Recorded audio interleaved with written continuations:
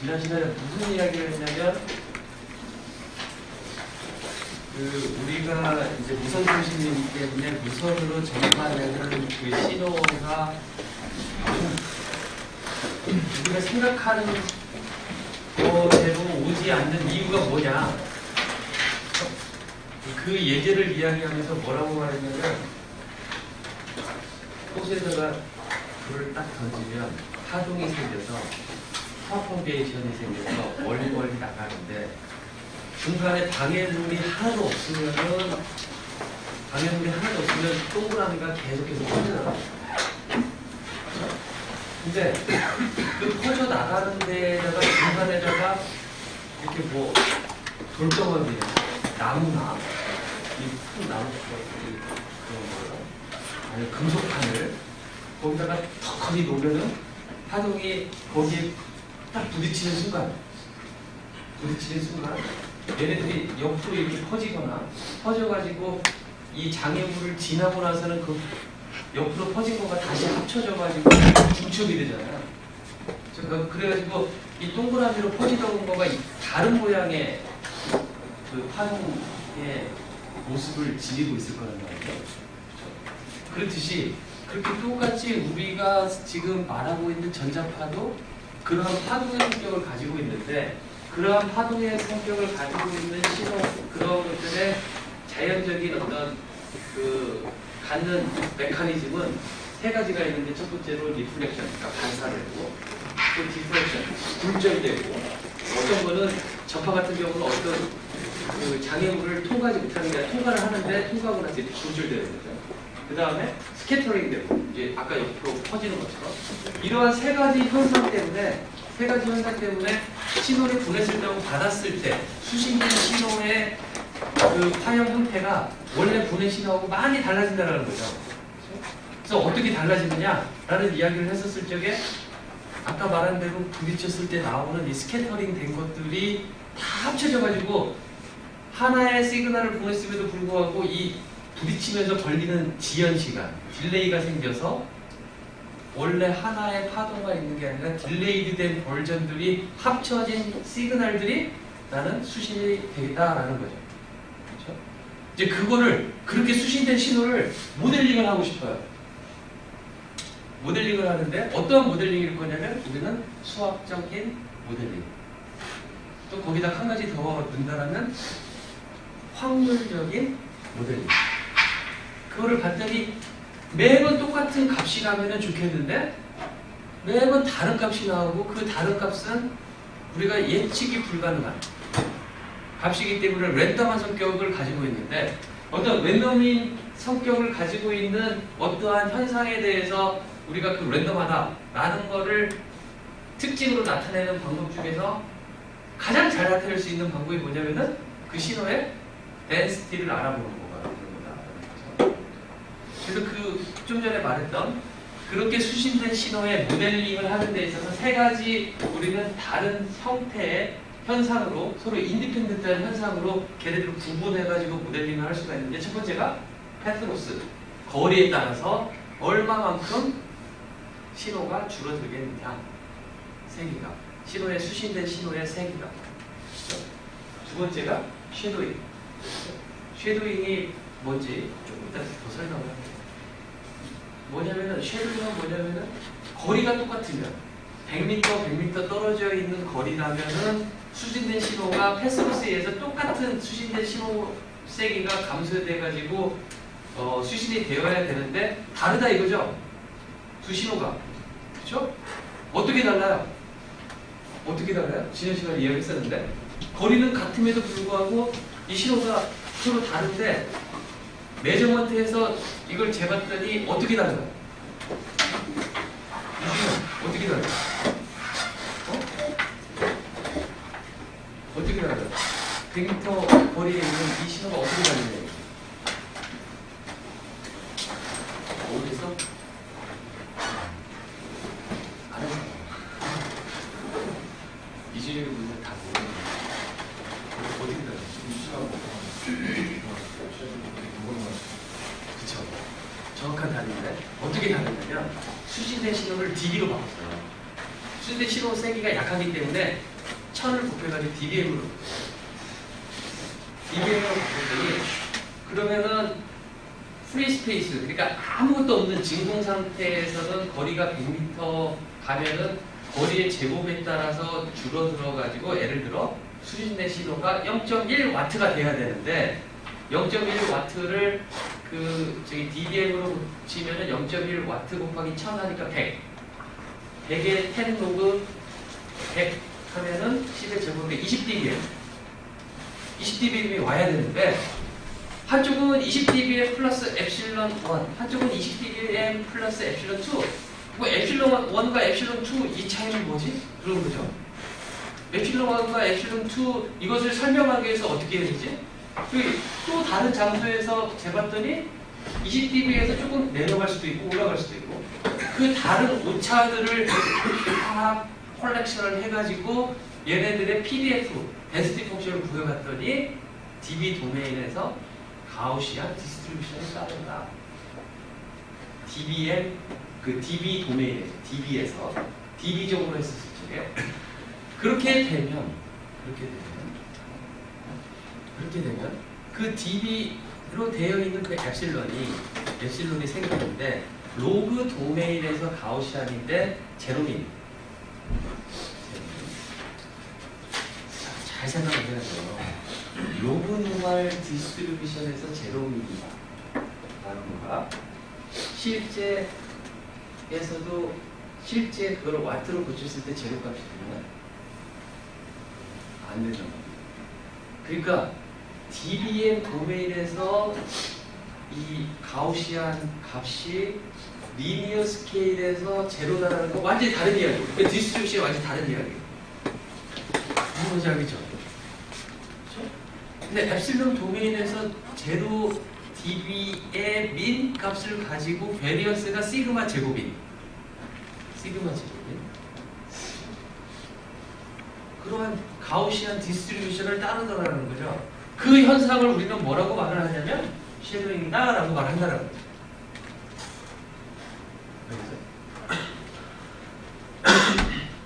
오늘 금방 말했던 페스로스, 그다음에 쉐도잉, 그거를 보면은 페스로스를 측정했을 때 금방 아까 말한 대로 거리가 100m 떨어졌으니 0.1W가 와야 된다는 그 사실. 그 0.1W를 어떻게 측정했냐면 내가 어떤 신호를 하나 딱 보냈을 적에 얘 파워가 얼마인가 그 시간 예를 들어 펄스를 하나 보냈어요. 좀 과장해서 말하기 위해서 펄스 하나가 0.1ms. 그러니까 보통 0.1ms는 아주 넓은 그 신호예요.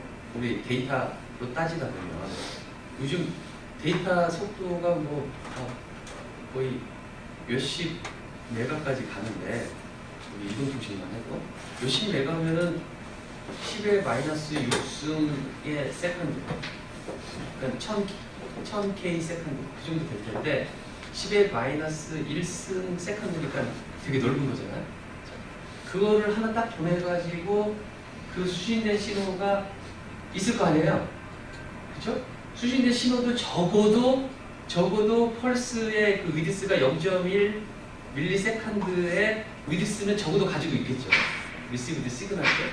그 0.1 밀리세컨드 시간 동안의 파워는 뭐냐면 그 계산을 어떻게 하면 돼요? 그 파워 계산은 타임 에버리지 파워 T분의 1, 그러니까 0.1 밀리세컨드 분의 1 인티그레이션 0에서 0.1 밀리세컨드 수신된 신호의 제곱 한 거가 0.1 와트다 라고 말하는 거죠. 그렇죠? 근데 여기서 말하는 패스로스는 뭐냐면은 그렇게 0.1 밀리세컨드 하나만 보는 게 아니라 더 길게 아주 롱 타임 에버리지를 취한. 그래서 조금 더 그 에버리지를 많이 취해서 어떤 순간적으로 이렇게 변할 수 있는 양들을 다 무시해버리는 그런 양을 우리는 패스로스라고 이야기를 할 것이고 거기에서 그것보다 그렇게 했고 잰 것들임에도 불구하고 엡실론만큼 이렇게 조금씩 다른 현상 그것을 쉐도잉이라고 할 것이고 금방 말한 대로 0.1ms 동안 내가 파워를 재기 위해서 봤지만 그 0.1ms의 타임 듀레이션 동안도 리시브드 시그널 파워 시그널은 펄스를 0.1ms 아주 평평한 플랫한 그런 렉탱귤러 펄스를 보냈음에도 불구하고 받았을 때는 얘가 막 찌그러져 갖고 다 이렇게 올 거예요.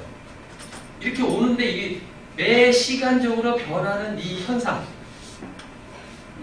그러니까 이렇게 평평하게 보냈음에도 불구하고 노이즈가 없다라고 칩시다.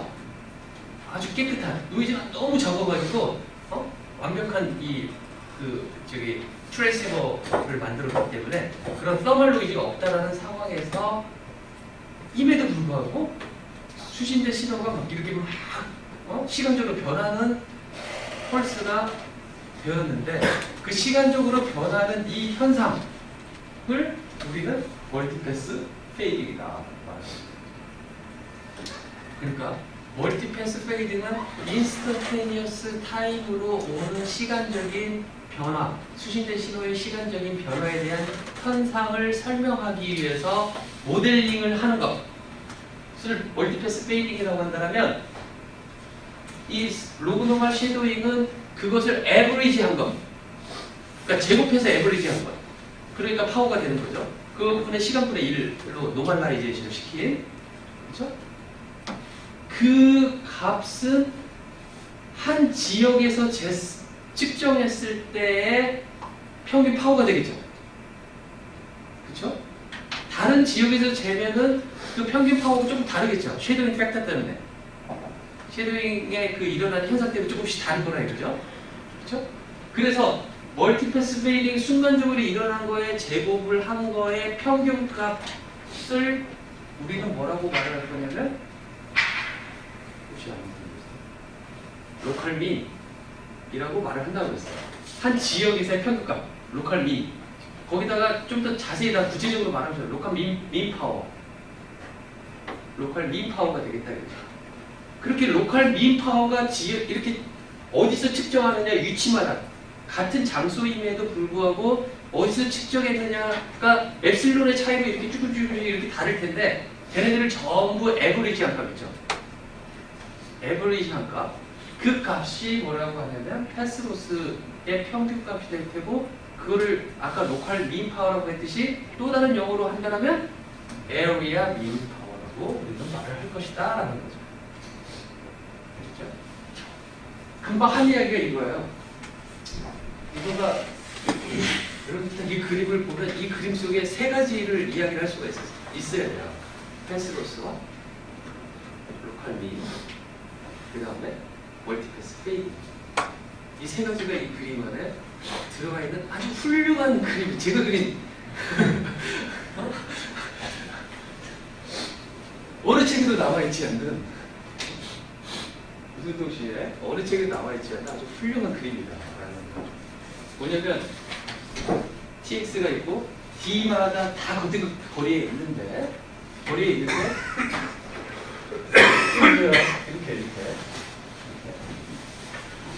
이 순간적으로 변하는 요구를 뭐라고 말을 할 거냐면 여기서 평균값 이거를 오메가 P dBmt라고 말을 했어요. 요 값은 뭐라고 해야 된다고요? 오메가 P dBmt를 이건 평균값이에요. 이 지역에서 로컬 민. 그리고 여기서 패스로스라고 말을 할 때는 어떤 것들이에요? 이거 오메가 PMD, 오메가 PMD 이 각각의 점에서 이 측정한 이 빨간 선들의 평균값 하면은 어떻게 될 거냐? 오메가 P DMD 플러스 엡실론이 되는데 그것을 에버리지를 취하면 엡실론이 제로 민을 가지고 있기 때문에 엡실론 쪽은 0이 나오고 오메가 PMD의 평균값들만 나올 거다 이거죠. 그래서 그 값을 우리는 에어리아 민이라고 하고 거기에서 패스로스를 우리는 정할 수가 있다. 그래서 그렇게 해봤더니 프리 스페이스에서는 거리의 제곱에 따라서 감소를 하는데 실제에서는 거리의 제곱이 아니라 거리의 3제곱부터 거리의 4.5, 5.5 거기까지의 형태로 감소가 되더라는 거가 측정 결과로 나온 결과예요.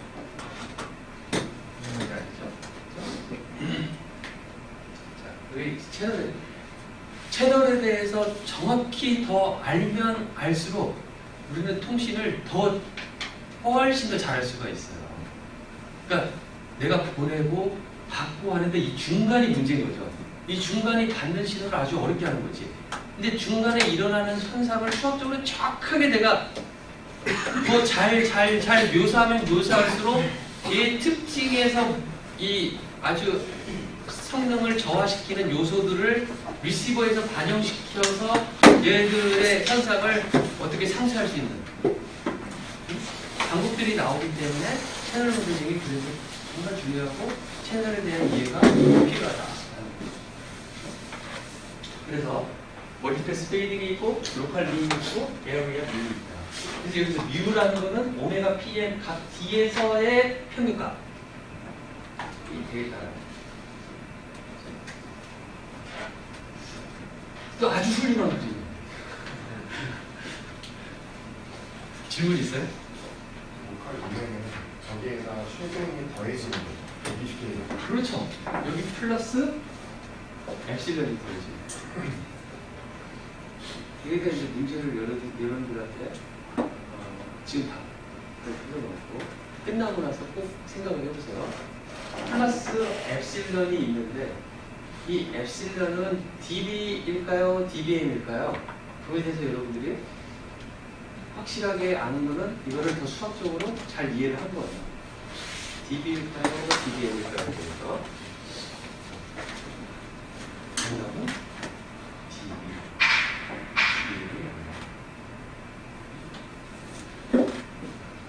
자, 그런데 이제 우리가 첫 번째 패스로스와 쉐도잉에 대해서 두 번째 시간에 아주 자세하게 했었고, 그래서 그걸 통해서 우리가 뭘 했냐면 포체나 인터페런스를 구하는 것, 또 그걸로 포체나 인터페런스 구하는 거, 링크 버짓 구하는 것, 그 다음에 링크 마진 구하는 것, 뭐 그런 것들을 계산했었어요. 아주 중요해요.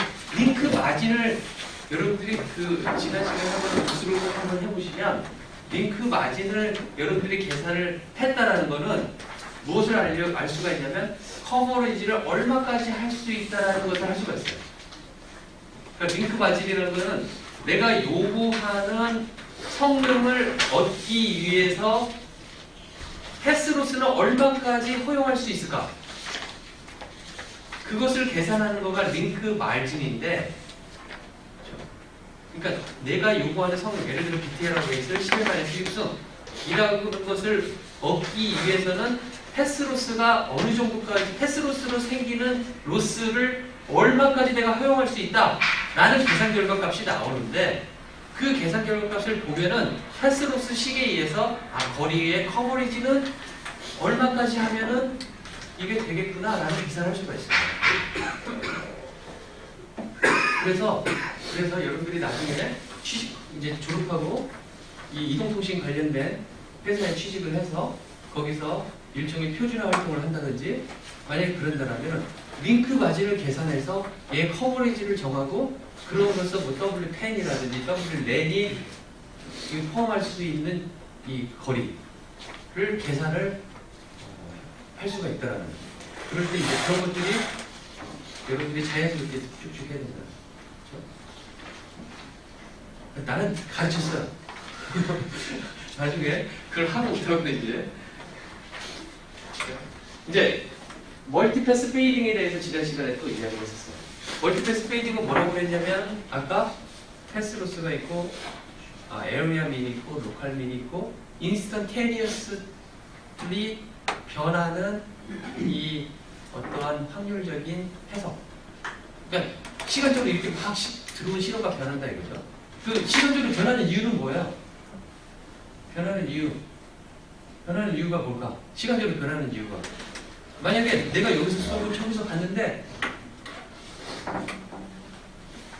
이 보내는 사람과 받는 사람의 이 중간에 있는 이 거리에 있는 이 공간이 절대 움직이지 않고 가만히 있다면 부딪히고 오고 뭐 하고 하더라도 결과적으로는 일정한 형태의 신호가 올 거예요. 그런데 이것 따라 변하는 이유는 내가 움직이고 움직이고 중간에 나하고 저기 수신간에 있는 이 공간 사이에 어떠한 물체들이 움직여가지고 반사가 조금씩 달라진다 이거죠. 달라지면서 매질이 달라질 수가 있고, 예를 들어 자동차가 달라질 수가 있고, 사람이 부딪힐 수 있을 수도 있고, 그런 것들이 달라진다 이거죠. 그런 움직이는 그러한 순간적으로 매 시간마다 움직이는 거에 의해서 그러면 그런 것 때문에 이 시간에 따라서 받는 이 시그널의 형태가 바뀌어야 되는데 그러면 섀도잉은 아까 거리에 따라서 다르다고 그랬잖아요. 왜 다를까? 거리가 같음에도 불구하고 왜 다를까? 금방 그 이야기 속에 힌트가 있는데 물체가 다른 거죠. 그러니까 뭐라고 하냐면 예전에 섀도잉에 일어나고 trees, buildings, mountains 그러니까 움직이지 않는 그 물체 때문에 섀도잉의 팩터가 생긴다는 거죠. 다른 곳에서 지면 다른 곳에는 또 지형이 다를 거잖아요. 그렇죠? 거기서 그 엡실론이 생긴다는 거죠. 무슨 말인지 알겠죠? 멀티패스 페이딩은 뭐냐면 나의 이동성. 내가 움직이면서 계속해서 움직이면서 전환한다라고 한다는 거죠. 그러면 무선 렌 같은 경우는 그래서 이렇게 별로 천천히 변하는 이러한 멀티패스 페이딩을 슬로우 페이딩이다라고 하는 거죠. 슬로우 페이딩이다라고 하는 거죠. 슬로우 페이딩. 내가 막 빨리 움직이면서 하면은 패스트 페이딩. 그렇죠? 그러면 내가 천천히 움직이면서 하는 거고 빨리 움직이면서 하는 거에 하는 걸로 달라지는 것은 무엇이냐? 이 환경이 달라지는데 이 환경이 달라지는 거가 수신 신호를 수학적으로 썼을 때 여기에서 무엇이 달라지느냐? 어떠한 팩터로 그 움직임이 나타날 것이냐? 어떤 팩터로 나타나냐면 도플러 프리퀀시로 나타나는 거죠. 움직이니까 그때 말했죠. 움직이면서 하면은 뭐 기차가 올 때하고 갈 때하고 소리가 다르다라고 말하잖아요. 그러니까 내가 움직이면서 빨리빨리 움직이면 뭐냐면 캐리어에다가 도플러 프리퀀시가 더해진 형태의 리시브드 시그널이 오는데 내가 빨리 움직이면 움직일수록 캐리어 플러스 도플러 프리퀀시에서 도플러 프리퀀시 값이 커져가지고 막 빨리 움직일 수가 있고 아니면 내가 수신단하고 반대 방향으로 가면은 마이너스 FD가 돼가지고 원래 것보다 천천히 변하는 그래서 원래 이건데 이것보다 더 천천히 변해갖고 전체적으로 보면 막 변하는 거죠. 변하는 거죠. 그래서 그러한 현상 도플러 프리퀀시에 의해서 변하는 현상을 우리는 슬로우 페이딩이냐 패스트 페이딩이냐 말을 한다는 거예요. 또 한 가지 또 구별적으로 또 뭐가 있냐면 지난 시간에도 보여줬는데 데이터 레이시 보내는 데이터 펄스를 내가 좁게 하고 넓게 하고 예를 들어 하나는 예를 들어 1GBps를 보내기 위해서 1GBps를 바이너리 모듈레이션 방식으로 보내기 위해서 한다면 하나의 펄스가 갖는 시간은 얼마예요? 하나의 샘플이 갖는 시간은 얼마가 돼야 돼요? 10의 9승의 데이터베이스를 그러니까 초당 10의 9승의 펄스를 보내려면 한 개의 펄스가 갖는 이 펄스의 그 위드스는 얼마 되겠지? 1 나노세컨드. 그쵸? 10의 9승분의 1 나노세컨드란 말이에요. 그쵸? 1 나노세컨드를 보냈을 때하고 내가 1 메가 bps를 보냈을 때는 얼마야? 1 마이크로세컨드. 대답하기 싫은 거 아니면 몰라서 대답 좀 해봐. 그죠? 1 나노세컨드와 1 마이크로세컨드의 차이가 있다 이거야. 그죠? 그런데 멀티패스 페이딩. 멀티패스라는 말 자체는 뭐냐면은 내가 이렇게 펄스 하나를 보냈음에도 불구하고 수신됐을 때는 그 펄스 하나만 오는 게 아니라 여기저기 부딪혀가지고 오는 것들이 있다는 거죠. 하나가 오는 거가 하나는 예를 들어 라인 오브 사이트 직진성이 있어가지고 걔는 부딪힘 없이 계속 오는 파형이 하나 있고 이게 퍼져가지고 저기 과도반에 딱 부딪혀가지고 거기서 반사돼서 오는 것들, 그렇죠? 반사돼서 오는 것들은 좀 더 시간이 걸려가지고 좀 늦게 오는 거죠, 그렇죠? 좀 늦게 오고 그렇게 늦게 오는 것. 그리고 또 어떤 거는 디프렉션 돼가지고 리플렉션 된 경우 말고 과도반을 통과해서 그 뒤에 있는 건물에 맞아가지고 거기서 리플렉션 되는 부분이 있고 또 거기서 디프렉션 돼가지고 또 늦게 오는 부분이 있고 그렇게 해갖고 셀 수 없을 정도의 신호들이 이렇게 서로 다른 딜레이를 가지고 내가 하나의 펄스를 보냈음에도 불구하고 쉽게 말해서 n개가 왔다라고 생각을 해보자라는 거죠. 그렇죠? 그러면 제일 처음에 도착하는 거를 예를 들어 타우 1이라는 딜레이를 가지고 도착하고 두 번째로 도착한 거를 타우 2라고 도착하고 제일 마지막에 도착한 것을 타우 n이라고 말을 한다면 만약에 이 펄스 위드스하고 펄스의 그 도착한 처음에 펄스 위드스하고 타우 제일 늦게 도착한 거하고 제일 먼저 도착한 거의 차이가 이 펄스 위드스보다 별 차이가 없더라면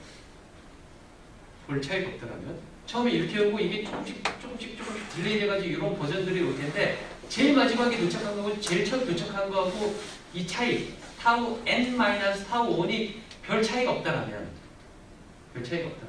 그래서 별 차이가 없어서 그 두 번째 펄스가 오는 거하고 겹칠 거 아니에요. 두 번째 만약에 펄스 하나만 보내는 거가 아니라 내가 두 개를 보냈는데 여기서 두 번째 오는 것도 그런 딜레이를 가지고 올 텐데 제일 첫 번째 보낸 펄스에 늦게 온 거하고 두 번째 보낸 거 첫 번째 온 거하고 서로 겹칠 거란 말이죠. 그래서 이 겹치는 부분이 전체 면적으로 이 전체 펄스 위드스로 봤을 때 별거가 아니라면 서로 간에 ISI, 인터심플 인터피어런스의 영향이 별로 없을 것이다 라는 거죠. 그렇죠? 그러한 멀티패스 페이딩을 뭐라고 말을 할 거냐면은 우리는 frequency flat한 페이딩이다 말을 하거든요. 플랫 페이딩이다 말을 하거든요. 그 다음에 데이터 레이시 점점 보내는 펄스가 작아지고 해가지고 더 많은 데이터를 보내기 위해서 아까 말한 대로 1 마이크로세컨드 1메가헤르츠를 보낼 때하고 1기가 bps를 보내기 위해서 1 나노세컨드를 보낼 때하고 그때는 첫 번째 펄스 오는 거하고 두 번째 펄스 오는 거 첫 번째 펄스에 가장 늦게 오는 거하고 첫 번째 오는 펄스하고 완전히 겹쳐져가지고 대체 이 신호가 둘이 신호가 합쳐져가지고 와서 내가 어떤 건지를 알 수가 없다는 거죠. 그렇죠? 그렇게 왔었을 경우에는 우리는 뭐라고 하냐면 프리퀀시 셀렉티브 페이딩이다. 그러면 프리퀀시 플랫이냐 프리퀀시 셀렉티브냐 그거를 좌우하는 팩터는 뭐가 될까요? 두 가지를 이야기해 보면 첫 번째로 두 가지가 서로 연관성이 있는데 뭐라고 말을 할 수 있냐면 딜레이의 스프레드 딜레이 되는 거에 얼마나 이게 서로 퍼져 있느냐 그 상황에서 딜레이 스프레드와 뭐가 관련되어 있냐면은 데이터 레이트 그러고 있죠. 데이터 레이트를 거꾸로 말을 하면 데이터 레이트분의 1 하면은 그 시그널의 밴드위드스가 나와요. 그냥 통상적으로 정확한 밴드위드스를 뭐 3dB 밴드위드스 널2널 밴드위드스 여러 가지 정의가 있지만 그냥 러플리 말을 한다면 10의 마이너스 9승의 나노세컨드의 펄스를 보낸다라는 거는 그거가 차지하는 밴드위드스는 얼마냐? 1GHz라고 말할 수가 있어요. 만약에 더블 사이즈 밴드라고 하면 2GHz가 되고 그렇죠? 그렇게 넓게 퍼지게 되는 거죠. 딜레이 스프레드. 그러니까 아까 말한 대로 딜레이 스프레드와 데이터 레이트하고 관계가 돼 있다고 했는데 데이터 레이트는 정확하게 밴드위드스하고 다이렉트한 관계가 있는 거죠. 그렇죠? 그러니까 뭐라고 나는 다시 말할 거냐면 딜레이 스프레드와 밴드위드스 시그널의 밴드위드스라고 말할 거라는 거죠. 그렇죠? 그러면 거기다가 딜레이 스프레드는 타우 제일 n-타우 1이 될 텐데 타우 n-타우 1 하면 뭐예요? 시간차가 될 거예요. 첫 번째 온 거와 제일 마지막에 온 거의 시간차. 시간분의 1 하면 뭐가 돼요? 프리퀀시 펄지의 단위가 나올 거란 말이죠. 타우 n 마이너스 타우 1을 뭐라고 말을 할 거냐면은 채널의 코이런스한 프리퀀시다라고 말을 할 거라는 거죠. 그러면 아까 프리퀀시 플랫한다라고 했을 때 타우 n 마이너스 타우 1이 t 심볼 듀레이션 t보다 훨씬 더 작으면 우리는 뭐라고 말을 하냐면 프리퀀시 플랫이다라고 한다는 거죠. 그것을 역으로 이야기해 봅시다. 채널의 코이런스 밴드위드스와 시그널의 밴드위드스로 말을 한다면 타우 n 마이너스 타우 1분의 1은 t 심볼 듀레이션 분의 1보다 훨씬 더 크면은 우리는 프리퀀시 셀렉티브다라고 프리퀀시 플랫이다라고 말할 거다라는 거죠. 그렇죠? 그래서 타우 n 마이너스 타우 n 빼기 타우 1분의 1을 뭐라고 하냐면 채널의 코이런스 밴드위드스. 그 안에 나의 시그널 밴드위드스가 들어가 있다라면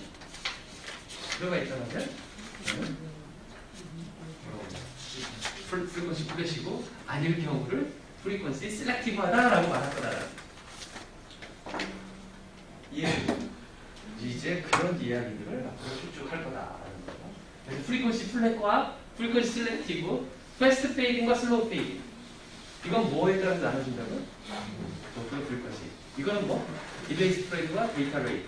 또는 뭐라고 말하냐면 채널의 코이런스 밴드위드스와 시그널의 밴드위드스. 그렇죠? 이제 그런 이야기들을 앞으로 할 거다. 학부 3학년 때 배웠던 시스템에 대한 이야기를 잠시 좀 할게요. 3학년 때 시스템에서 배운 이야기인데 뭐냐면 x 오브 t가 있는데 얘를 인풋으로 봤을 때 시스템을 통과해서 y 오브 t라는 내가 아웃풋을 얻는다 라고 했었을 적에 이 y 오브 t하고 이 시스템하고 x 오브 t의 관계를 어떻게 지어야 될 것이냐 라는 문제를 여러분들이 3학년 때 했었어요. 3학년 때 했었는데 이거를 내가 다시 끄집어낸 이유는 그러니까 우선 채널 그 현상을 이러한 중간에 시스템으로 하기 위해서 설명을 위해서 하기 위한 건데 예를 들어 그때 무슨 이야기를 했냐면 무선 채널을 이런 시스템으로 만약에 놓는다라면은 만약에 이 무선 채널이 LTI 시스템이라고 한다면 어떻게 돼요? 아웃풋 리시브드 시그널은 인풋 시그널과의 컨볼루션으로 임펄스 리스판스를 측정해서 그걸 통해서 우리가 하면 되죠. 그렇죠? 컨볼루션의 관계로 YOT를 알 수가 있죠. 그렇죠? 곱셈도 아니고 덧셈도 아니고 컨볼루션의 관계로 되어 있다는 거죠. 그런데 지금 이 설명을 들으면은 컨볼루션이 아니고 곱셈의 형태로 나온다라는 것을 결과적으로 도출하기 위해서 이야기를 하는 거예요. 채널 임펄스 리스판스 요거가 있는데 요거가 이 x 오브 t하고 컨볼루션으로 해서 y 오브 t가 나오는 게 아니라 곱셈의 형태로 나온다라는 거예요. 이 시스템적으로 설명을 해봤더니 그 이야기를 하고 싶었구나라는 거. 이 설명을 하는 이유는 무슨 말인지 알겠죠? 그렇죠? 자 봅시다. LTI 시스템이면 그만 말한 대로 y 오브 t는 인풋 시그널과 채널 임펄스 리스판스 간의 컨버션의 형태로 나온다라는 거가 우리 다 외우고 있는 현상인데 와이어리스 채널 임펄스 리스판스 이렇게 생겼어요. H, T, 타우라는 게 있거든요. 어떻게 있냐면 지난 시간에 말한 C, N, E, H, 마이너스 J, P, N, T, 델타 타우, 마이너스 타우, N 이라는 거죠. 아마 여러분들이 이거 보면서 지난 시간에도 여러분들이 질문을 안 하고 그냥 그냥 뭐 그런가 보다 뭐 복잡한 것들이 있으니까 그 복잡한 속에서 T가 아니고 타우가 있다라고 생각을 했을지도 모르겠어요. T가 아니라 타우잖아요. 그렇죠? 그러니까 이 타우는 왜 여기는 T를 쓰고 왜 여기 타우고 여기 또 이런 두 개의 변수가 있다는 것 자체로 이상하잖아요. 그렇죠? 그러면 우리가 여러분들이 대학교 3학년 때 이 LTI 시스템을 배웠을 때도 원래는 여기 타워가 또 들어가 있어요. 여기 타워가 있잖아요. 타워가. 그렇죠? 그럼 이 타워는 뭐예요? 그죠? 그럼 이 타워에 대해서도 적분을 한단 말이에요. 그렇죠? 이거 적분은 어떻게 했어요? 여러분들 그 컨볼루션 조사할 때 요거를 타임 리버설을 시켜가지고 이걸 쭉 이동을 하는 거죠. 이동할 때 변수가 뭐냐면 타워가 지나가고 있다라고 생각하고 타워가 지나가고 있는데 시간 t일 때 얼마이냐 그걸 계산하는 거예요.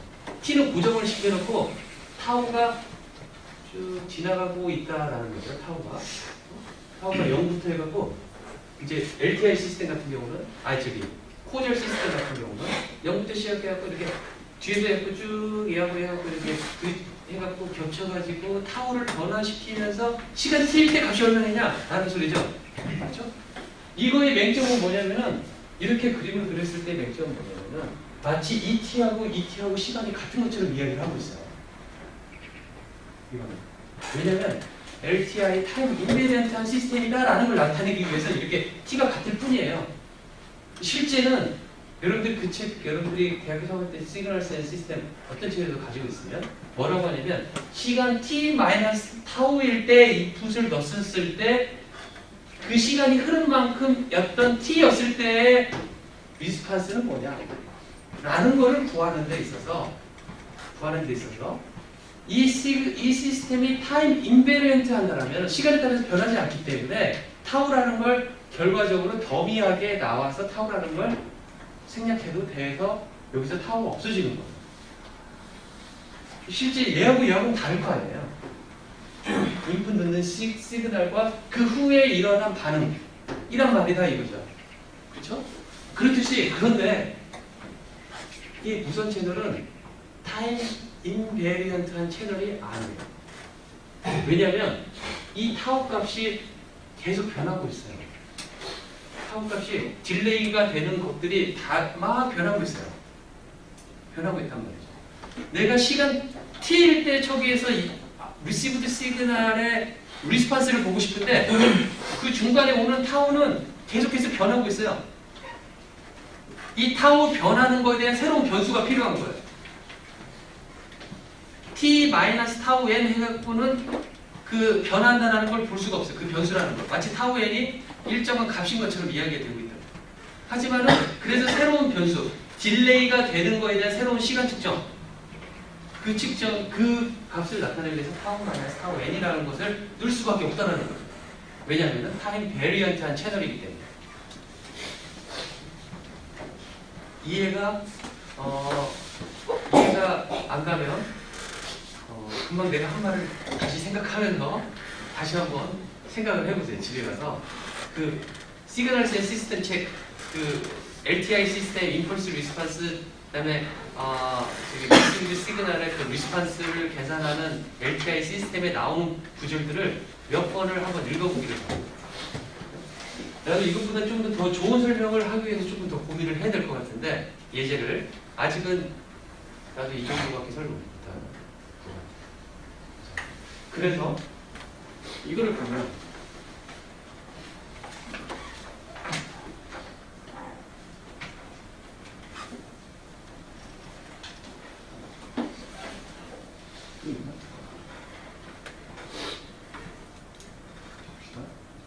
이런 렉탱귤러 포스트인데 위비스가 T델타 분의 1 마이너스 T델타 분의 1 높이는 델타가 되는 델타. 그래서 델타 분의 1 곱하기 델타 하면은 1이 되죠. 면적이 1이 되죠.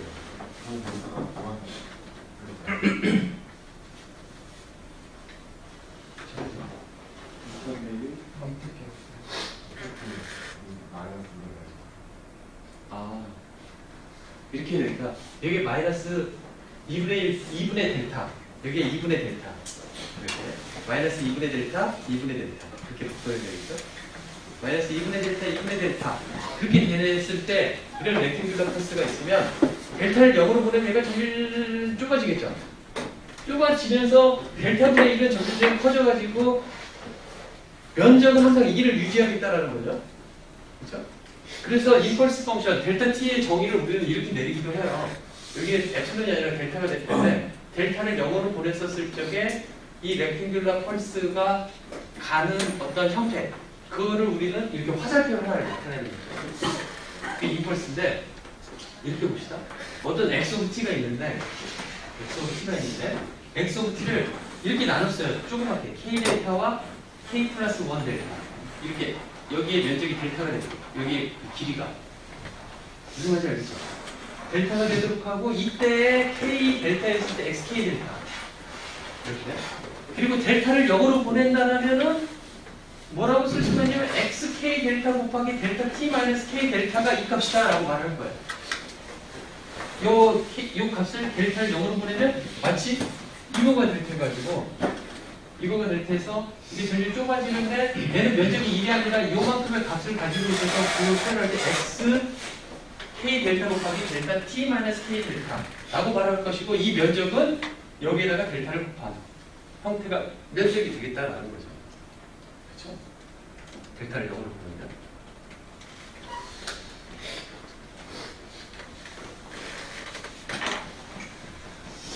그래서 x 오브 t를 우리는 이런 식으로 나타낼 수가 있어요. 어떻게 나타내면 이제 델타 t라고 말했어요. 이 공간을 xn 델타 t 그때를 이 델타 t가 아주 작게 가고 있다면 t 마이너스 n 델타 t 곱하기 요 면적 델타 t만큼 그렇게 한 것들의 총체가 x 오브 t가 아니겠느냐라는 거죠. 그렇죠? 그래서 타임 리스폰스를 보면은 이렇게 x 오브 t가 있고 이 시스템을 진행하면 y 오브 t가 나오는데 이 y 오브 t는 어떠한 이 시스템의 수학적인 오퍼레이션에 의해서 x 오브 t를 가지고 어떠한 작용을 해서 y 오브 t가 나온다. 그다음에 프리퀀시 리스폰스도 y 오브 f는 x 오브 f와 이런 h라는 어떤 펑션에 의해서 이 트랜스퍼 펑션이라고 하는 거죠. 이 펑션에 의해서 y 오브 f와 관련이 되어 있는데 과연 이 h는 무엇이냐? 라는 문제를 우리가 수시점이 풀었다는 거죠. LTI 시스템이라는 건 뭐냐? 이러한 리니어적인 성격을 가지고 있고 타임 인베런트한 성격을 가지고 있어서 T0일 때 넣었을 때나 조금 더 다를 때 던졌을 때나 똑같은 결과가 나온다는 거죠. 만약에 똑같은 시그널을 보낸다면 무선 채널에서는 어떻게 돼요? 내가 지금 신호를 보낸 거하고 1시간 후에 보낸 신호하고 리시브드 시그널의 형태가 똑같을 것이냐? 아닐 수 있다는 거죠. 그렇죠? T-T0가 여기서 T0가 arbitrary 하더라도 똑같은 결과는 나오지 않는다는 거죠. 그렇죠? 그러니까 타임 인베런트한 시스템이 아니라는 거죠. 그렇죠? 그러한 시스템에 대해서 어떻게 표시하겠느냐라는 거죠. 그렇죠? 그랬을 적에는 이 T0에 대한 새로운 변수가 필요하겠다는 거죠. 타임에 대한 새로운 변수. 그 앞에 있을 때 그 T arbitrary received signal의 어떤 arbitrary 타임에서의 t 값에 대한 것 말고 그것은 t인데 그 t에 대한 상대적인 타워 값 말고 이 타워가 막 가변하게 있기 때문에 새로운 변수가 필요하겠다라는 거죠.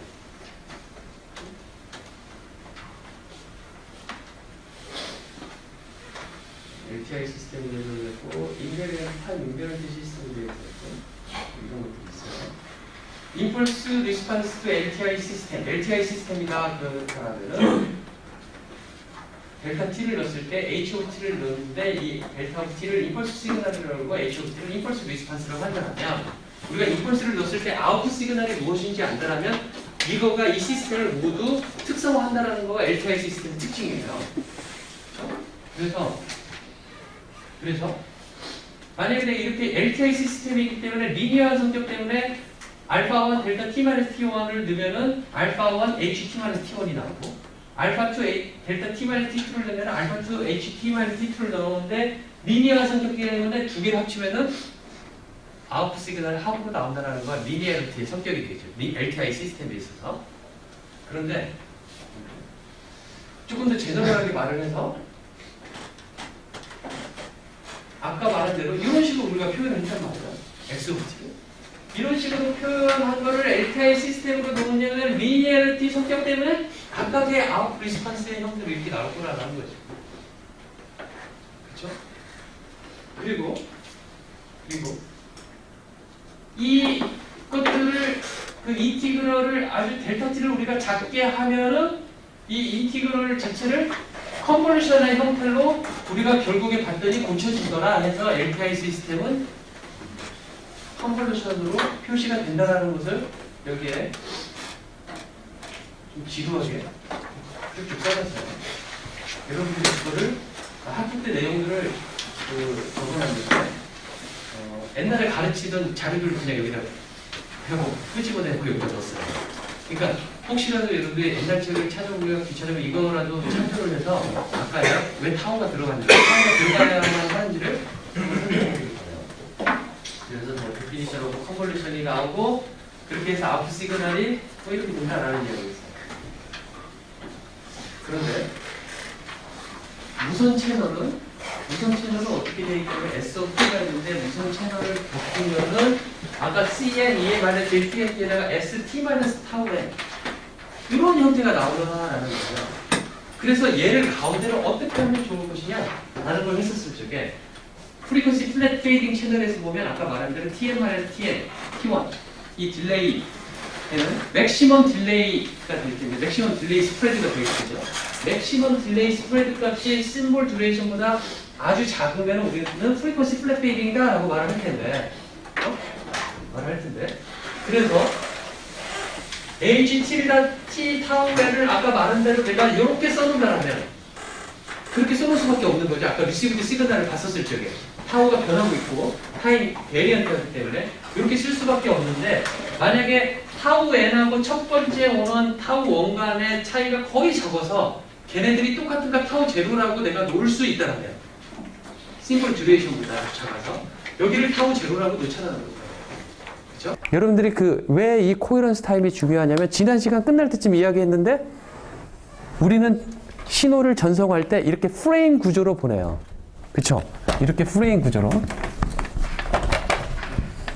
이렇게 프레임들이 계속 연속해서 보내지는데 이 프레임 안에는 어떻게 구성이 되어 있냐면 이 앞에는 일종의 파일럿 시퀀스가 들어가 있고 그렇죠? 오버헤드들이 여기 안에 들어가 있는 거죠. 그 다음에 여기 안에 뭐가 있냐면 데이터가 들어가 있는 거죠. 여기도 오버헤드가 들어가 있고 여기 데이터가 또 들어가 있고 이런 형식으로 보내는데 이 파일럿 시그널 또는 여기 있는 이 오버헤드를 보고 뭘 알고 싶냐면은 얘가 하는 역할을 얘를 보고 이 채널 특성이 무엇인지 이 채널 값을 딱 하나를 알아내려고 하는 거예요. 얘만 보고 이 채널 값을 알아야지 나중에 데이터를 우리가 디텍션 할 수 있다는 걸 알 수가 있는데 그러면은 얘를 보고 여기 끝까지 해야 되기 때문에 여기 첫 시작과 여기는 되게 코릴레이션이 높아야 돼요. 그러겠죠? 그래서 코헤런스 타임 동안에 요거가 이루어져야 된다 이거죠. 그렇죠? 아까 뭐라고 그랬냐면 0.1 밀리세컨드이기 때문에 이 시간이 0.1 밀리세컨드라고 한다라면은 이 파란색의 코릴레이션이 0.5를 만족시킨다라는 거죠. 채널 에스티메이션 에러가 성능에 얼마나 영향을 미치느냐라는 이야기를 할 때는 이거하고 직감적으로 관련이 돼 있는 거죠. 그렇죠? 속도가 빨라지면 이거가 줄어들어서 채널 에스티메이션 에러가 더 크겠죠. 얘를 가지고 에스티메이션 한 거가 여기 가 있기 때문에. 그렇죠? 그러한 관계가 있어서 그 코헤런스 타임을 여러분들이 잘 이해를 했으면 좋겠어요. 그렇죠? 한 10분간 쉬었다가 또 하도록 할게요. 네, 수업을 시작하도록 할게요. 자.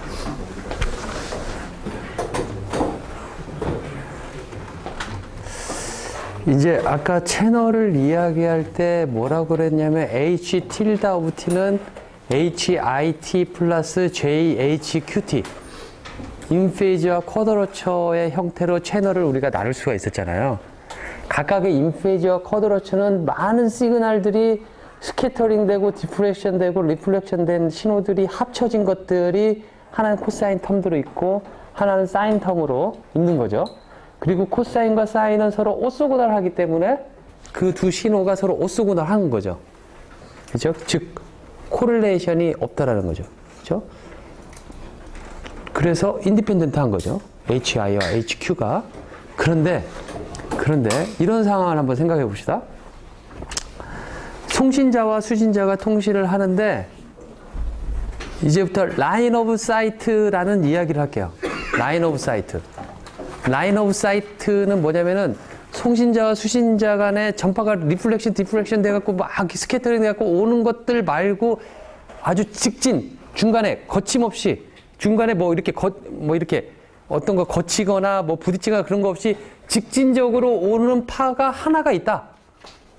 하나가 있다. 그 웨이브를 뭐라고 말할 거냐면 라인 오브 사이트의 컴포넌트다라고 말할 거예요. 많은 멀티패스 페이딩 중에서 하나는 라인 오브 사이트로 존재한다 라는 거죠. 그 라인 오브 사이트도 어느 방향에서 올지는 몰라요. 일직선으로 있을 수도 있고 하나는 저 빌딩 위에서 밑에 있는 사람한테 직선적으로 꽂을 수도 있는 거죠. 예를 들어 새들라이트 커뮤니케이션 같은 경우는 새들라이트 커뮤니케이션을 받는 그 위성 안테나는 대부분 사막에 있어요. 왜냐면 중간에 거리낌 없이 이걸 직진적으로 받기 위해서 라인 오브 사이트만 받기 위해서 그래야지 제일 파워가 효율적이기 때문에 그렇죠? 그래서 라인 오브 사이트이 있는데 그 라인 오브 사이트 정도가 얼마냐라는 것을 말하기 위해서 이제 K-팩터라는 거를 우리는 앞으로 사용을 할 거예요. K-팩터는 뭐냐면은 퍼져서 오는 시그널들의 파워. 그러니까 라인 오브 사이트로 오는 거 말고 스캐터드 된 파워, 그것들로 오는 것들의 전체적인 파워 분의 스페큘라 파워. 스페큘라는 뭐냐면 딱 이렇게 금방 말한 라인 오브 사이트라는 말이에요. 스페큘라가 그쪽으로 오는 파워의 비율이라는 거죠. 그렇죠? 이 K 값이 0이다라는 거는 무엇을 말하냐면 라인 오브 사이트 컴포넌트가 하나도 없는 non 라인 오브 사이트 채널 환경이다라고 말할 수가 있어요. K 값이 커지면 커질수록 직진으로 오는 거의 파워가 그만큼 그 배수만큼 커진다는 거죠. 그렇죠?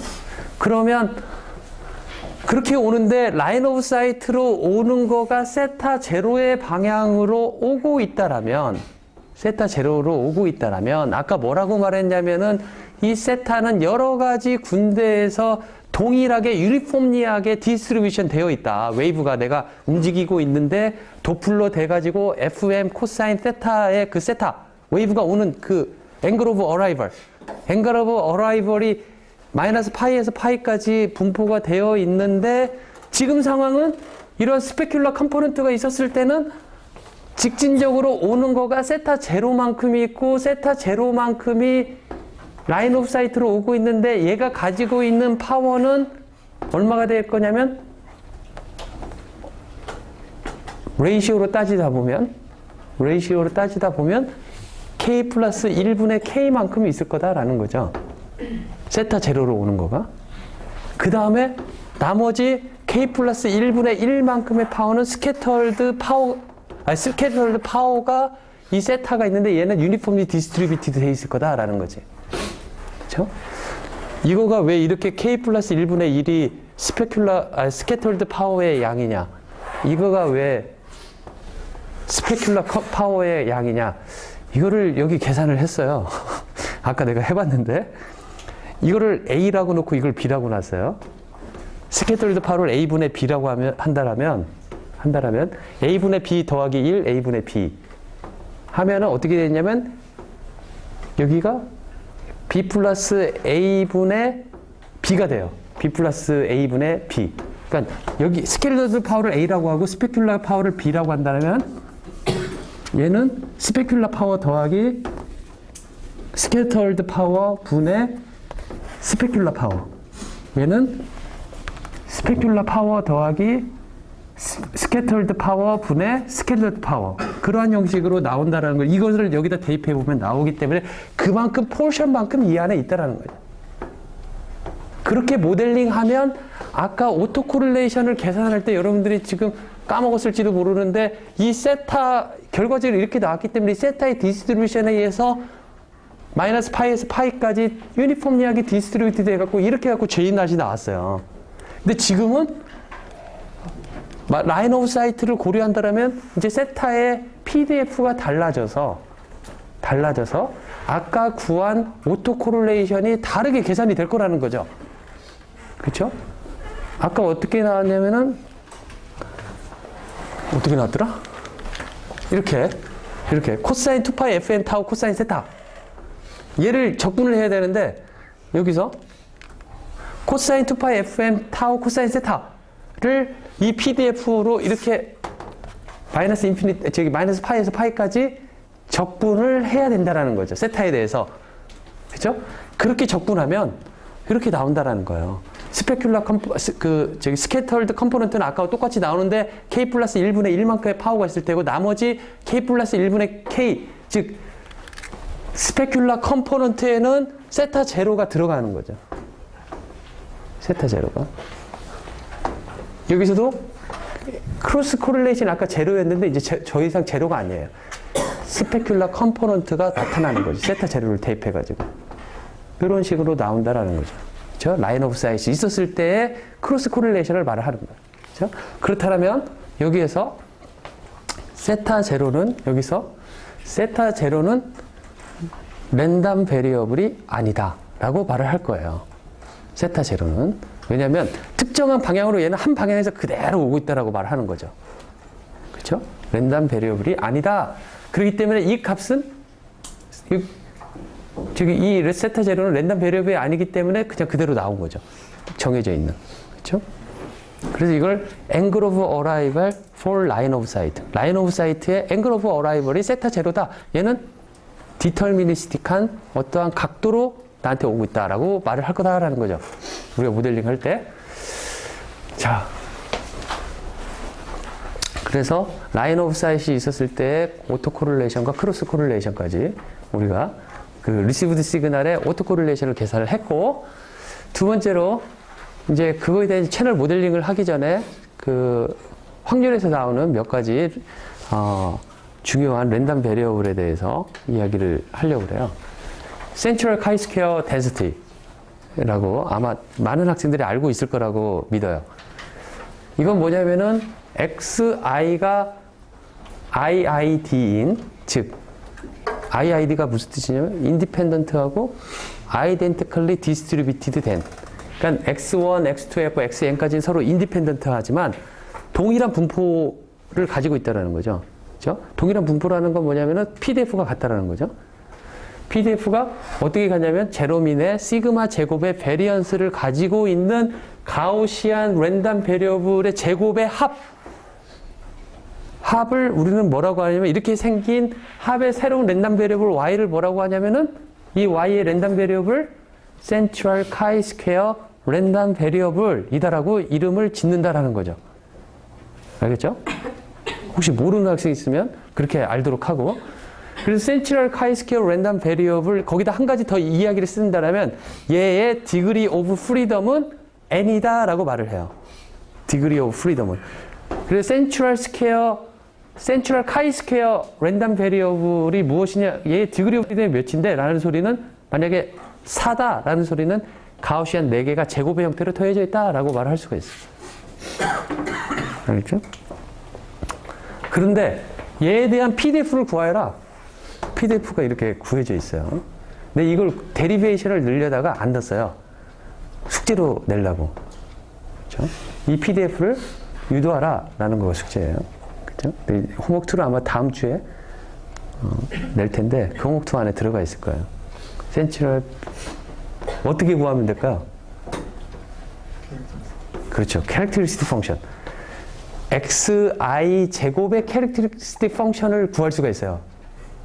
그것들의 그 가우시안 랜덤 베리어블의 합은 캐릭터리스틱 펑션을 나타내면 각각의 곱으로 나타낼 수가 있어요. 그 곱으로 나타낸 최종적인 캐릭터리스틱 펑션을 인버스 푸리에 트랜스폼 시키면은 요 식이 나와요. 그 인버스 푸리에 트랜스폼은 여러분들한테 뭐 테이블을 찾든 어디서 찾든 그렇게 해서 하면 돼요. 그렇죠? 이렇게 두꺼운 책이 있어요. 그 그레드슈타인을 리직이라는 사람이 쓴 Tables of Integrals 뭐 그 책이 있어요. 그 책에 보면 나와 있어요. 잘 찾아보면. 이걸 많이 풀면 풀수록 그거가 찾는 속도가 되게 빨라져요. 나중에 보면. 진짜 딱 보면 어디 하면서 그걸 딱 찾아갈 수가 있어요. 그거를 박사하면서 완성을 시켜야 돼. 그 빨리 찾는 속도가. 그게 리서치하고 많이 관련이 있어요. 그래서 PDF가 이렇게 구한다라는 걸 보여줄 수가 있고.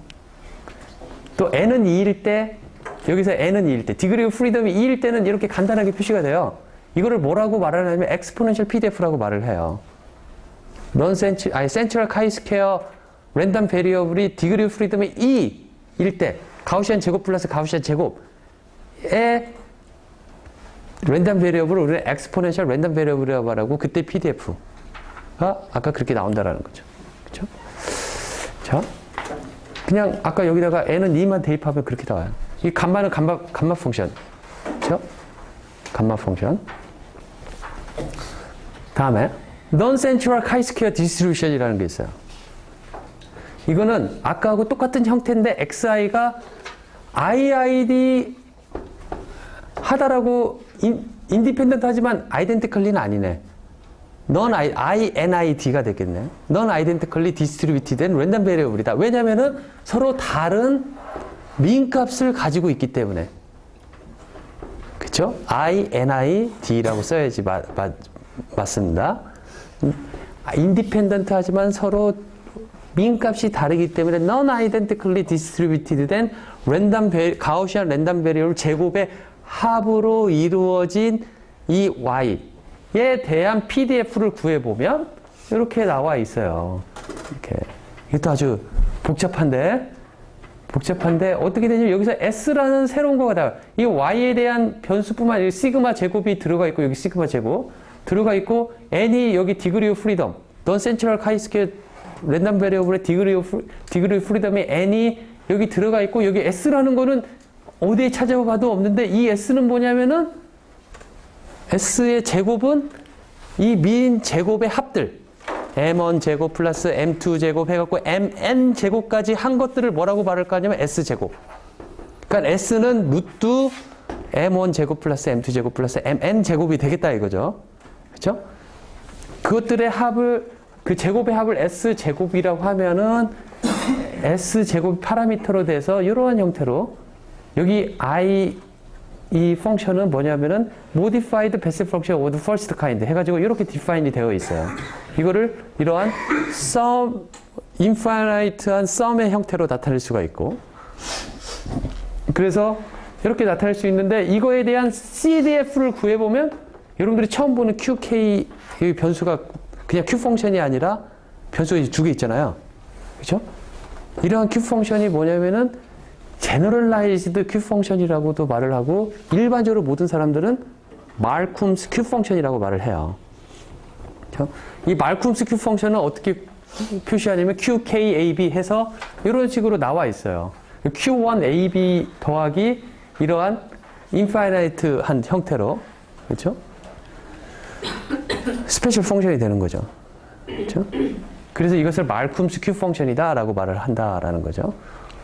그러니까 이런 것도 지금 이제 숙제로 낼 예정입니다. 이런 거를 증명해라라고. 그렇죠? 그래서 이러한 형태로 이건 아주 쉬운, 이렇게 해놓고 이게 아까 그 PDF를 넣고 PDF를 CDF로 해갖고 나타내면 이렇게 나타나는 걸 알 수 있기 때문에, 여기서 이걸 구하라는 건 아주 그냥 쉬운 문제고, 데피니션을 끌어가지고 쓰면 되기 때문에. 그렇죠?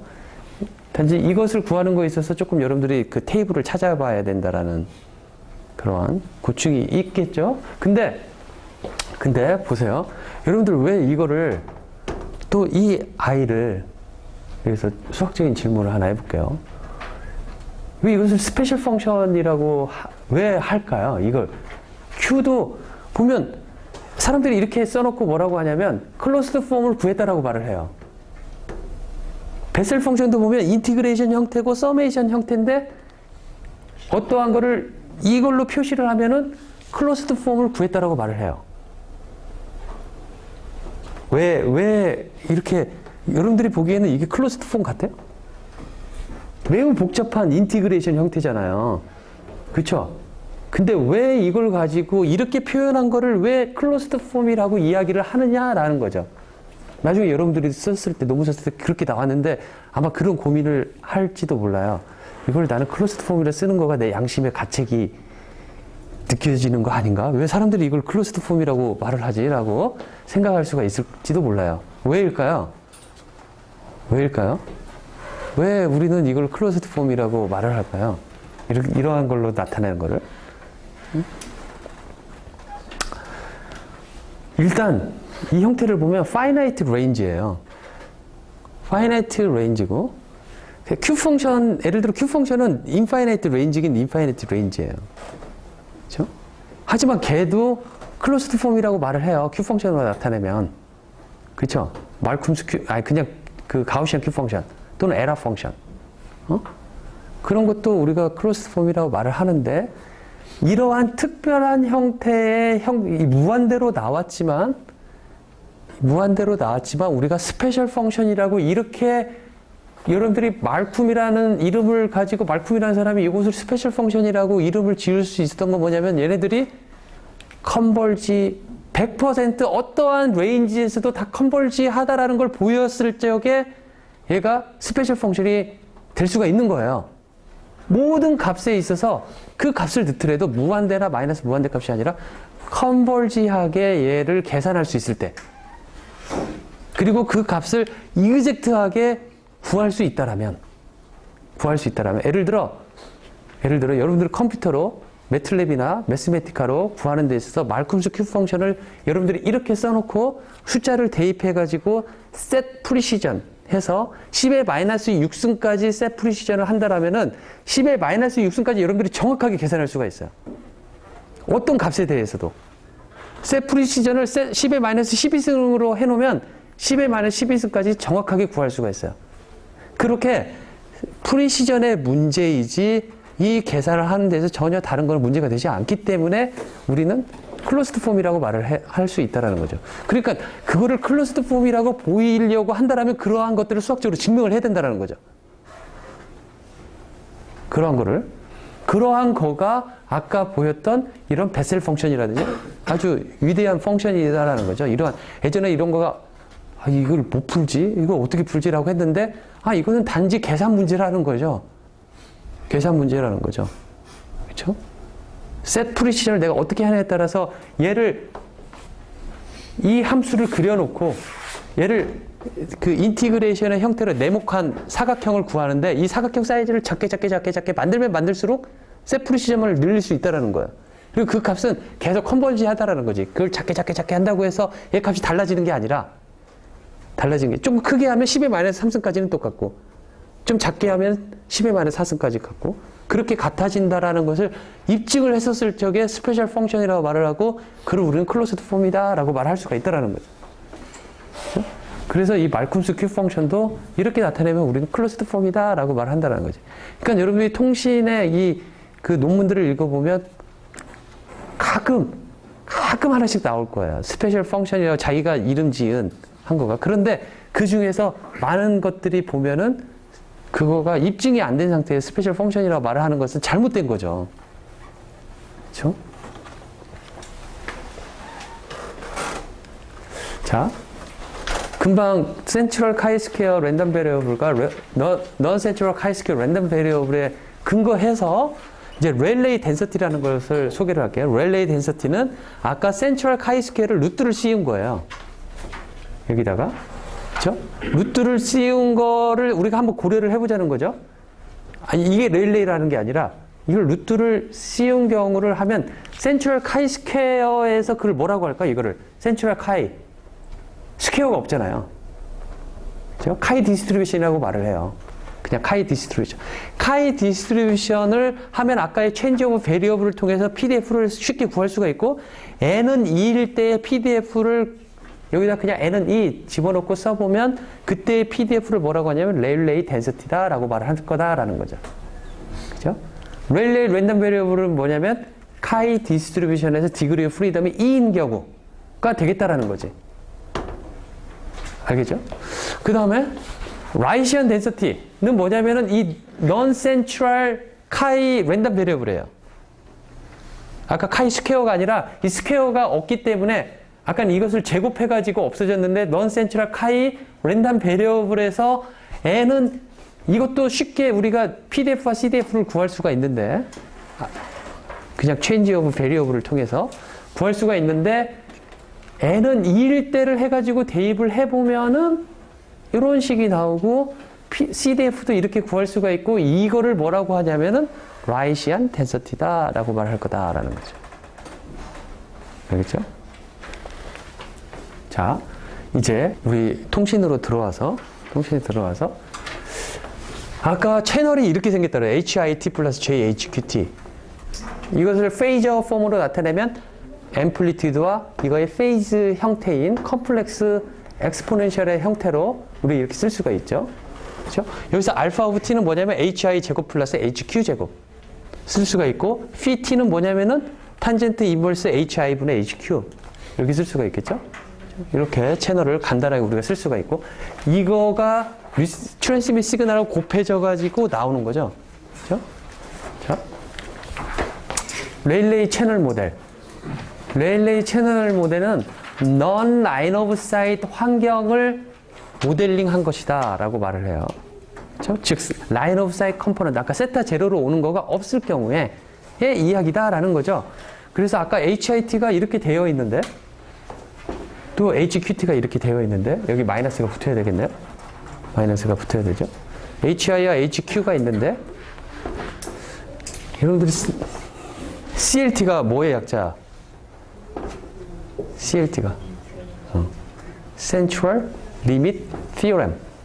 Central Limit Theorem이 말을 하는 거는 뭐냐면은 수많은 랜덤 베리어블의 합이 점점 이게 많아지면 합쳐지는 랜덤 베리어블 합치면은 걔의 분포도는 가우시안을 따르더라 라는 거가 센츄럴 리밋 티어렘이에요. 그렇죠? 랜덤 베리어블의 서로 다른 인디펜던트한 랜덤 베리어블을 서로 다 합치면은 걔가 가우시안의 형태를 갖더라 라는 거 센츄럴 리밋 티어렘에 의해서 HIT와 HQT가 이러한 가우시안 랜덤 베리어블 제로의 민을 가지고 2분의 오메가 p, 제로 2분의 오메가 p의 가우시안 랜덤 베리어블을 가지고 HI와 HQ는 서로 인디펜던트하다 라는 거죠. 그래서 이 아까 봤던 엔빌롭 알파 t, 여기 알파 t는 그러면은 어떻게 되냐면 HI 제곱 플러스 HQ 제곱의 루트를 씌운 거죠. 그렇죠? 그럼 아까 나왔던 디스트리뷰션 네 가지 중에서 센츄럴 카이 스퀘어, 넌 센츄럴 카이 스퀘어, 그 다음에 센츄럴 카이 랜덤 베리어블, 넌 센츄럴 카이 랜덤 베리어블. 그 중에서 이 레일레이 디스트리뷰션은 뭐라고 말할 수가 있어요? 센츄럴 카이의 with degree of freedom 2가 되겠다라는 거죠. 아까 그거를 이용해서 2분의 오메가 p를 대입을 해보면은 이러한 PDF가 나오고 CDF도 이렇게 우리가 PDF가 이렇게 나오고 그 다음에 이거의 파워인 알파 제곱을 보면 요거가 없어서 이 H of T의 제곱이 될 텐데 그거는 쉽게 우리가 센츄럴 카이 스퀘어 랜덤 베리어블의 with degree of freedom 엑스포넨셜 덴시티로 구할 수가 있겠다는 거죠. 라이시안 채널 같은 경우는 아까 말한 대로 이게 스페큘러 컴포넌트가 있는 거예요. MIT, MQT가. 그쵸?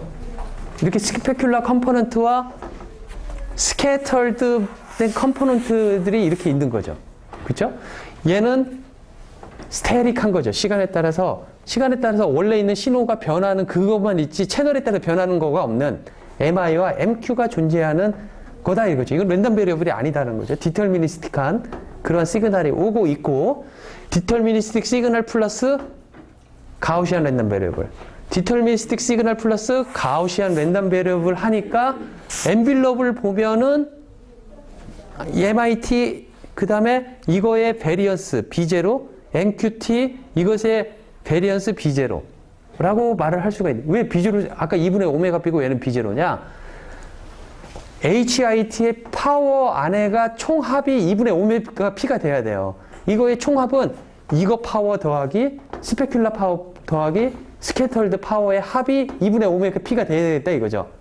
그렇죠? 얘도 이거의 합, 이거의 파워 합, 이거의 파워 합이 2분의 오메가 P가 될 텐데 그래서 요거를 2분의 오메가 P라고 놓지 않고 이걸 B0라고 놓는다라면 얘의 파워 B0 더하기 MI 제곱은 2분의 오메가 P 또 MQ 제곱 플러스 이거의 파워 B0는 2분의 오메가 P라고 쓸 수가 있겠죠. 그런데 우리는 아까 스페큘러 컴포넌트를 뭐라고 말할 거냐면 S 제곱은 MI 제곱 더하기 MQ 제곱이라고 말을 할 거라 이거죠. 그래서 그 세 가지를 이용해서 보면은 일단 첫째 CLT에 의해서 HI와 HQ가 non-central chi-square 랜덤 베리어블 따르고 있고 with degree of freedom 2고 그 다음에 line of sight 스페큘러 컴포넌트 S제곱을 mi 제곱 플러스 nq 제곱이라고 놓는다라면은 알파의 pdf 아까 여기 S제곱이 들어있는 거를 K로 다시 나타내서 쓰면은 이러한 PDF를 알파에 대한 PDF, 알파 제곱에 대한 PDF를 구할 수가 있겠다라는 거죠. 그렇죠? 이 과정 하나하나 안 했어요. 여러분들이 해보면은 숙제로 내야 되겠다. 진짜 어렵지 않아요. 아까 했던 그 식 있죠? 그 식을 그대로 쓰고 S제곱은 MI제곱 플러스 MQ제곱이라고 놓고 오메가 P는 전체 HI의 파워 더하기 HQ의 파워를 하는데 HI의 파워는 뭐냐면은 MI제곱 플러스 B0 MQ제곱의 파워는 HQ제곱의 파워는 HQ의 제곱의 그 익스펙테이션을 취한 민밸류는 MQ제곱 더하기 B0가 되는 거죠. 그리고 S제곱은 MI제곱 더하기 NQ제곱. 그러한 세 가지를 이용해서 그리고 K는 2B0분의 왜 2B0냐면 HI에서 생기는 그 스캐터드 파워 B0 HQ에서 생기는 스캐터드 파워 B0 두 개를 합치니까 2B0가 되는 거죠. 이 B0분의 분모는 S제곱. S제곱은 스페큘러 컴포넌트. 해서 그 세 가지를 이용하면 이러한 PDF와 CDF를 구할 수 있다는 거죠.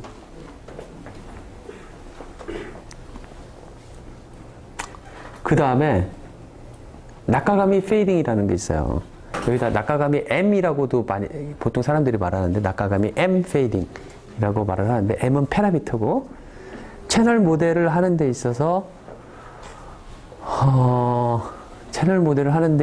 여러분들 식을 보면 막 계속 식만 막 복잡하게 나오는데 이게 다 어떤 특성이 다 있어요. 셋 다. 여러분들 많이 보면은 나올 텐데 예를 들어 얘는 modified Bessel function of the first kind with zero order가 들어가 있어요. 여기도 modified Bessel function of the first kind with zero order. 말도 길죠. 근데 여기서를 보면은 감마 m 이거는 그냥 값이에요. 값. 오메가 pm 값. 2m to the m 이것도 값. 변수는 x의 2m-1. 그 다음에 오메가 p 마이너스 mx 제곱. m은 그냥 파라미터예요. 그렇죠? 나카가미라는 일본 사람이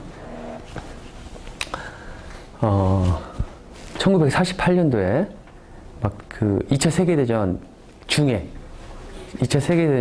그때 이제 무선통신 무지 중요했다고 그래요. 그 전쟁을 위해서. 그때 제일 많이 발전을 아마 했을 거예요. 그 당시에. 하는 도중에 채널을 정확하게 파악해야지 무선통신이 발전하니까 채널 측정을 했어요. 채널 측정을 해가지고 매저먼트하고 그 매저먼트에 기반해서 모델링을 했어요. 모델링을 하고 디스트리뷰션을 피팅을 시킨 거죠. 어떤 디스트리뷰션이 가지고 있는지. 그랬더니 상황에 따라서 어떠한 지형에서는 이러한 거를 갖고 어떠한 지형에서 이러한 거를 갖고 그걸 다 통일적으로 할 수 있는 어떤 PDF가 있을까?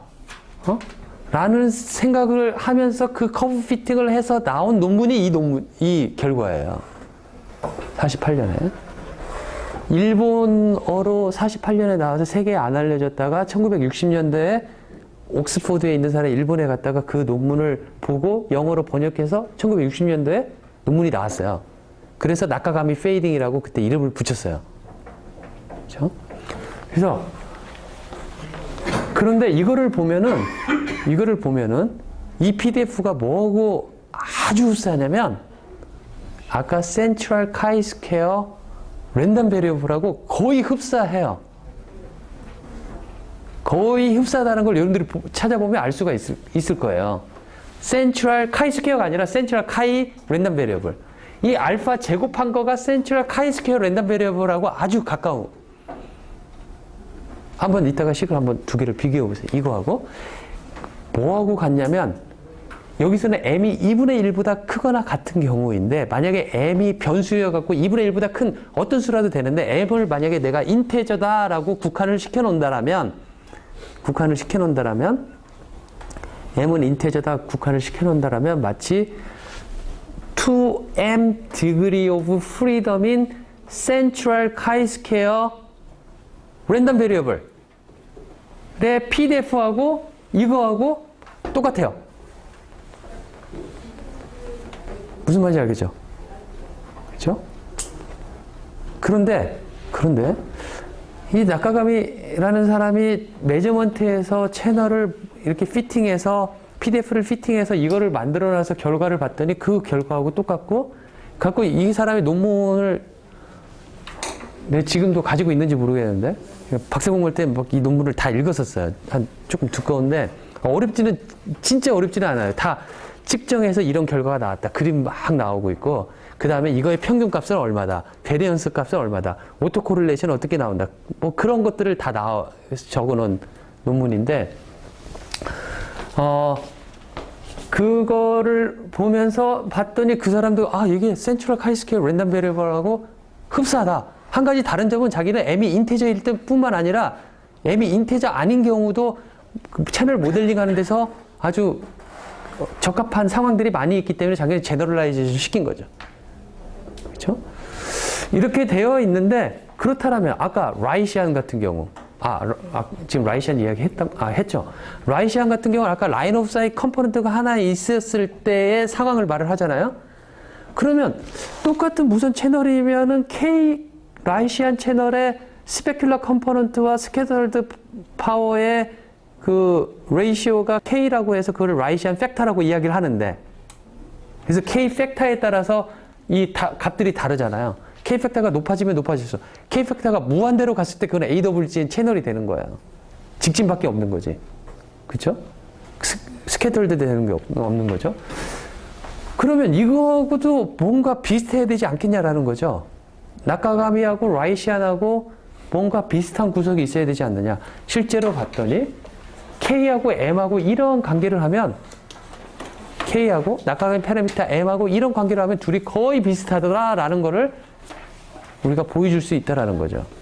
그래서 낙가가미 채널 모델하고 라이시안 채널 모델 둘 다 뭐 괜찮다라는 거죠. 라이시안의 첫 채널 모델은 1951년인가 50년에 논문이 나왔어요.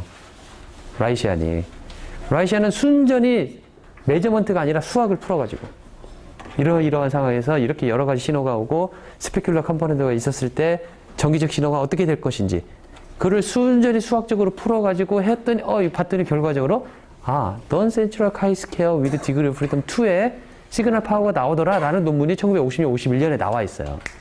그렇죠? 그 안에는 그러니까 둘 다 비슷한 시기에 그게 나온 거죠. 나왔는데 그 안에는 좀 더 수학적인 이야기가 더 들어가 있어요. 뭐가 들어가 있냐면 여러분들이 아마 처음 듣는 학생도 있고 들어본 학생도 있을 텐데 레벨 크로싱 레이트라는 게 들어가 있어요. 또 average outage duration이라는 거가 그 안에 또 들어가 있어요. 그거는 낙가가미 페이퍼에는 없었는데 그렇죠? 레벨 크로싱 레이트는 뭐냐면 주어진 신호가 이렇게 막 변하잖아요. 시간에 따라서. 거기에 특정하게 내가 점을 예를 들어 10dB를 그어놓고 10dB를 주어진 시간에 몇 번 거치느냐.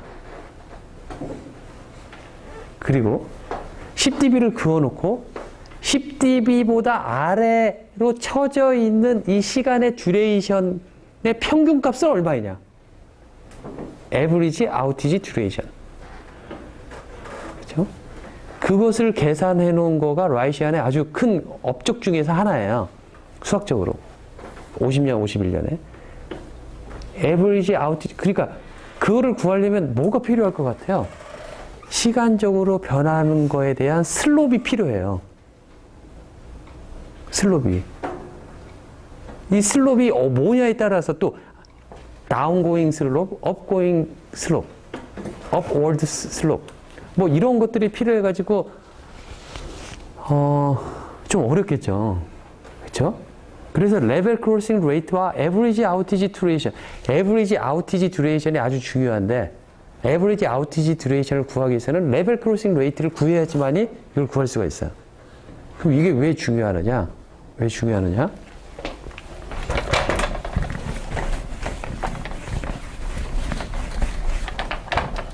신호가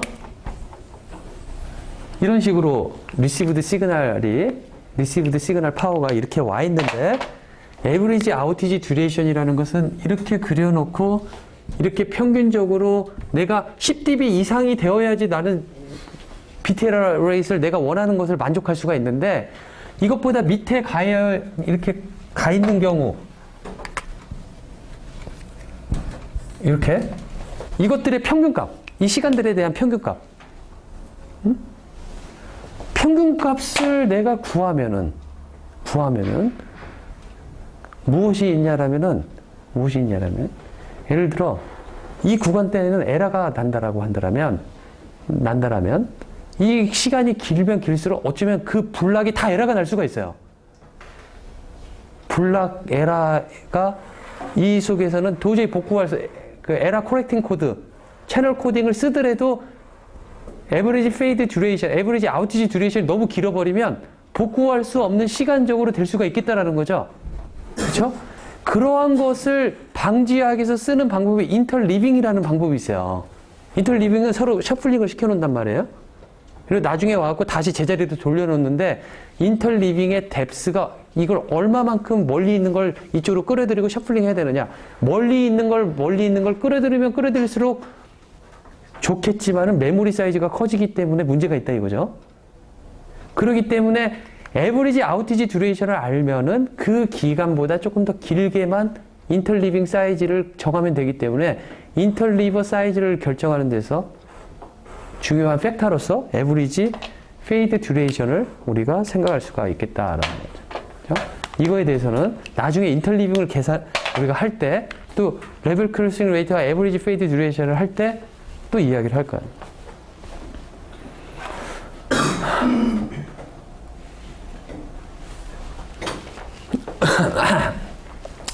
자, 엔빌롭의 페이즈, POT, HIT와 HQT가 이루는 각, HIT, HQT는 뭐냐면은 이게 IID 가우시안 대 가우시안의 비율로 이루어져 있는 이 PT는 우리가 뭐 어떻게 된다는 걸 알 수가 있냐면 유니폼 랜덤 베리어블이다 라는 걸 알 수가 있어요. 마이너스 파이에서 파이까지. 그래서 이렇게 쓸 수가 있다 라고 하고 있고, 그 다음에 이제 더 깊게 아까는 리시브드 시그널 했지만 엔빌롭의 코릴레이션을 또 생각할 수가 있어요. 그렇죠? 아까는 HI, HQ 자체에 대한 코릴레이션 했지만 지금 엔빌롭 둘 다 그 리얼 시그널인 엔빌롭의 코릴레이션은 얼마냐? 이 F 함수도 처음 볼 거예요. 하이퍼 지오메트릭 펑션이라고 부르는 F의 펑션으로 나타내요. 이것도 스페셜 펑션이에요. 아까 스페셜 펑션의 의미를 말을 했었는데 아까 HH는 구했어요. 오토 코릴레이션 펑션은, 그렇죠? 그 오토 코릴레이션 펑션의 함수로 나타내고 뭐 이렇게 나오고 있고, 하이퍼 지오메트릭 펑션이 뭐 이런 식으로 나타냈다. 마이너스 2분의 1, 마이너스 2분의 1 x일 때는 이러한 그 합으로, 시리즈의 합으로 나타낼 수가 있다. 뭐 이런 거가 있는데, 그리고 어프락시메이티드 오토 코릴레이션 이렇게 쓸 수가 있고, 오토 코베리언스는 이제 민 값을 우리가 제한 걸 구하면 또 뭐 이렇게 구할 수가 있다라는 것도 있고, 뭐가 있냐면은 또 스케일드 엔빌롭 코릴레이션도 있어요.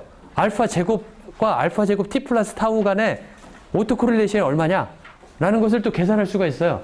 계산을 해봤더니 오토 코릴레이션은 뭐 이런 식으로 나오고, 오토 코베리언스를 계산했더니 오메가 p 제곱 j 아까 구했던 베셀 펑션의 제곱의 형태로 나오더라 라는 거예요. 그렇죠? 이런 식으로.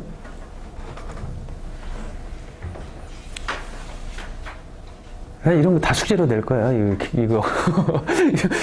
이거를 보여라. 이거를 보여라 라고 숙제를 낼 거다라는 거죠. 어디서 찾아서 베끼든 상관없어도 한 번씩 꼭 해보라는 의미로 찾아보면 다 나와 있어요.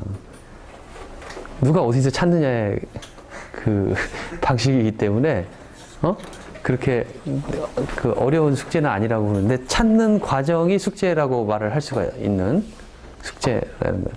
그래서 해보고 F 펑션이 뭐고 이러한 스페셜 펑션들에 대해서 조금 친근해지라고 말을 할 거고 그래서 이런 것들이 다 숙제다라는 거지. 그렇죠? 스퀘어드 앰뷸러 마찬가지고 그래서 이것들을 다 구해가지고 해보면은 우리는 여기 때는 뭐냐면 라이시안이었을 때의 것들을 구하고 있어요. 라이시안이었을 때 오토 코베리언스, 오토 코릴레이션. 그 다음에 레벨 크로싱 레이트와 그 다음에 에버리지 페이드 듀레이션인데 머리가 많이 아프죠? 나도 머리가 아파서 그만하려고. 오늘 수업은 여기까지 하고